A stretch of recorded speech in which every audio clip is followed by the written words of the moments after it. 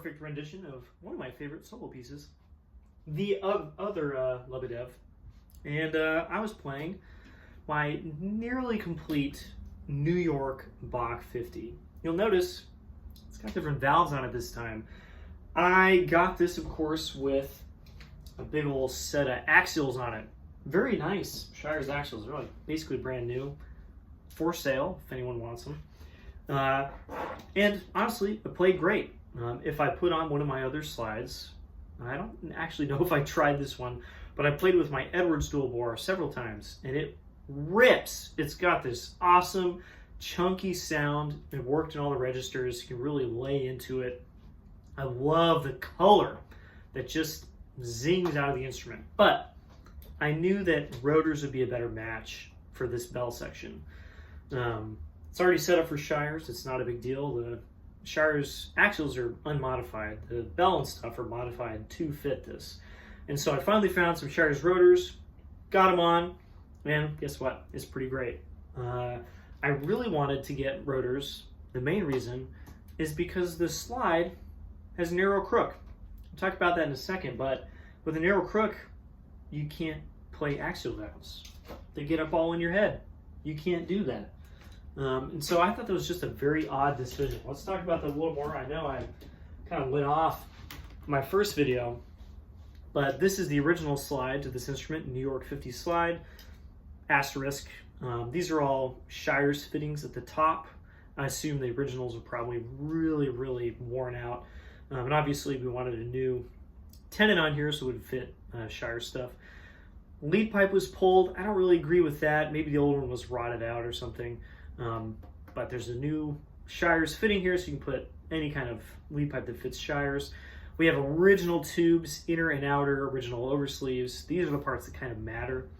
And then the weirdest part is this crook. This I don't understand. One, it's narrow, so instead of the usual width, talked about this in the last video, it is much narrower than a modern slide. That's lined up right there. You can see how much narrower that is.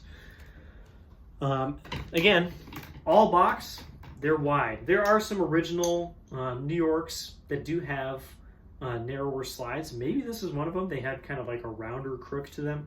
I don't know. This doesn't have it anymore.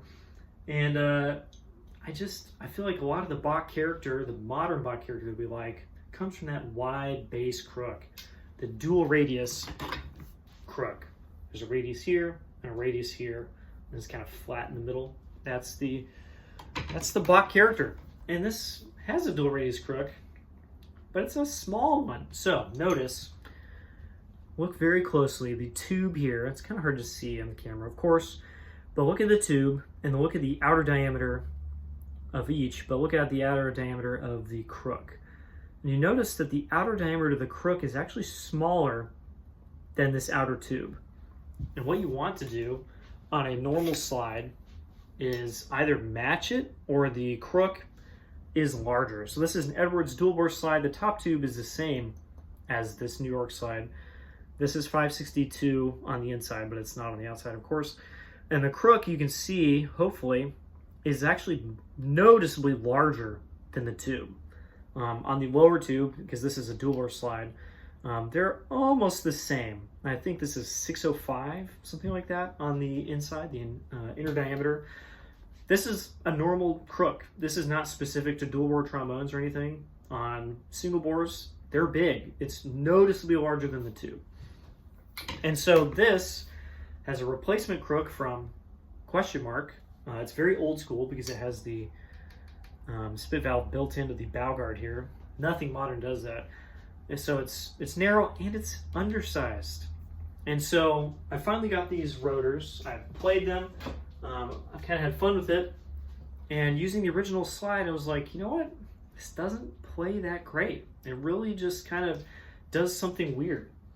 There's a little too much resistance. It feels, to me, like playing a bass with a tenor slide. I have some Bach 42 slides, of course, and I've accidentally played bass with them at least a couple times, and you're kind of like, huh, like this feels all right. It sounds like a bass, but something's just off. Feels just a little constricted. Then eventually I'll go and be like, oh, that's a 42 slide. We'll put that back on the wall. That's what it feels like. It feels like the whole thing is just a little bit too small. Right now I'm using my Shire's dual bore slide. This shouldn't match, to be honest, but it does. It feels great. Everything is so much more even. Everything pops. The response is really good. But I want that original slide to work. So I think what I'm going to do before I'm finished with this instrument is have the crook changed out for an original Bach. Not a New York, because there's none of those. There's like 7 in the world or something. I'm just going to find a standard Bach 50 crook and have that put on. The slide will get widened, and it'll have a regular, normal-sized crook for that slide. And I think that's going to make a big difference. And I think it's really going to wake this thing up. It's great with this slide, but I really want that original character. These valves, if you didn't know, Shire's valves, they kind of just look like normal rotors. Like if you just took apart an old Yamaha or something, you'd expect them to kind of look like this, because they don't have like a fancy valve cap. They're not like a crazy size. I don't know. You kind of glance at them and you're like, whatever, they're rotors. But they have inspiration from the original green hose, because original Shire's trombones came with green hose. That was one of the options. They're not the same. They're not the same size. But if you look at the rotor core of these, they're very fancy. They have all sorts of scallops and things to make them vent and all that kind of stuff. These are very advanced modern rotors. So do not count these out when you're looking at a Shire's trombone. I personally like these more than any of the other valve options. The axials, they're great. You know, I've played them for a long time. This pair is very good. True bores, we've talked about those before.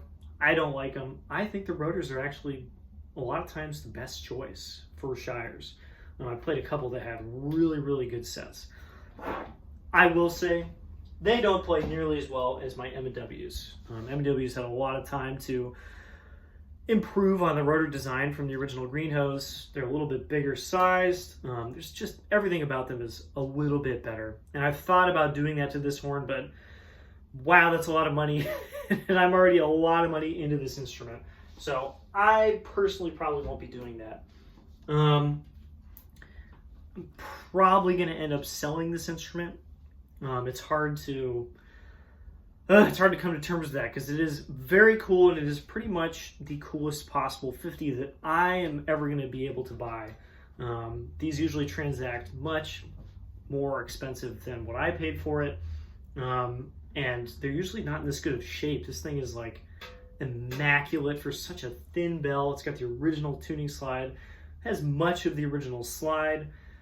It's so good, but I think my M&W just kind of beats it out, and it's not worth as much.